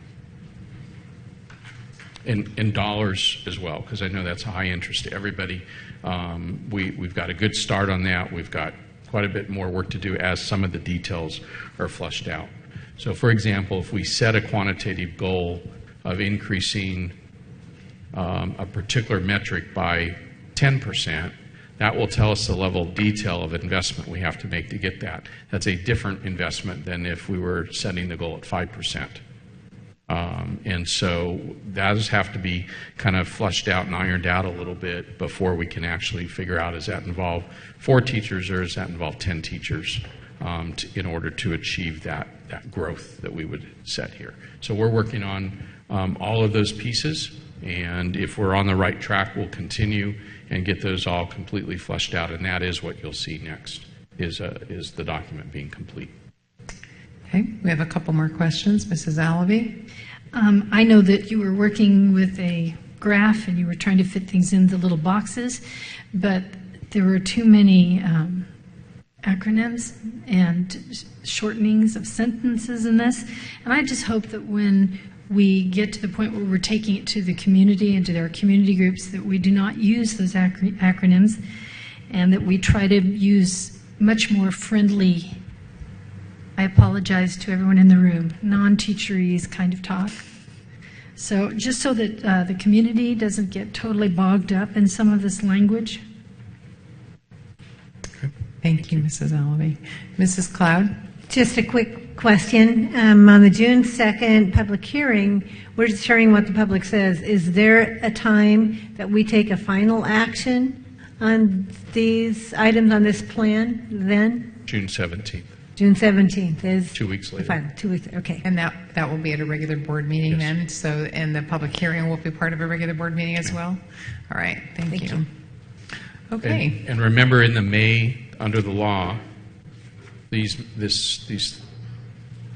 May activity here of the steering committee review and the community reviews, we will collect comments at all of those, including comments online. And we must respond to all those comments. So we're putting in place that schedule. We I think, pretty well have all ironed out locations and nights and days and times of all of that at this point. But we also have to organize around staying up with the comments, because we don't want to wait till the end of the month and have 500 comments we have to write responses to. And so we're figuring out the most productive way to stay up with that and how to group comments. So we'll do something very similar we did with the stakeholder input, probably create some kind of matrix that said, oh, this comment, it falls under this topic, and start to categorize them so that when we write a response, it's kind of a response for the overall topic to make this a little bit more manageable. That sounds efficient. All right. Thank you, Mr. Fine. We have just one action item on our calendar this evening, and that is the action item D1, and that's a consideration of our CSBA Delegate Assembly runoff ballot. Mrs. Cloud? I would recommend to my fellow board members that we take no action on this item. In the past, we generally didn't do that because we get 2 delegates because of our size. Some districts get 1 delegate, and because some districts are smaller, they have to run. Ours are appointed. And in this case, or for I think I suggested last time, just to be fair, to be clear, if you remember, I suggested that we don't vote for Raymond Sawyer, and Mr. Hunt suggested that we do. And the only reason why is because he's not really been attending all of the meetings, and I don't know the other lady at all. So my suggestion would be that we take no action. I don't know if it needs a vote then, or Is if there it any is. objection from any of the I'll other board second that. members? Okay. We can take a vote if we need one. How about that? Just in Okay. case. We'll have one on record then, since it is an action item. So I recommend we take no action. Okay, and Mrs. Alavi seconds that, so please vote when your light flashes. There we go. Sorry, Mrs. Cloud, could you do that again? I think it... All right, thank you, everybody, for your understanding and patience on that. We're at the conclusion of our board meeting. Do any of the board members have comments? I'd just assume you say anything if you want to tell me rather than go down the line. Does anybody have anything to say? I just have a real quick shout out to RUSD members. Saturday was a very full day. I know most of us know that was the Veterans Parade, and RUSD people were in the parade. And then we had the Art Museum, and RUSD students performed at the Art Museum. And then we had the Tamale Festival, and RUSD employees helped bring that about. So I would just say, wow, do we have some great folks out there and students. We have a great community. And I wanted to thank Mrs. Alavi, too, for her support of the middle school art show. She and I attended that, and that has been a big, she's been a huge proponent and patron of that. So thank you, Mrs. Alavi, for providing that opportunity for our kids. All right, that is it. The next meeting of our Board of Education is scheduled for Monday, May 5th. And we will be meeting at 4:30, and that's it. All right. Thank you.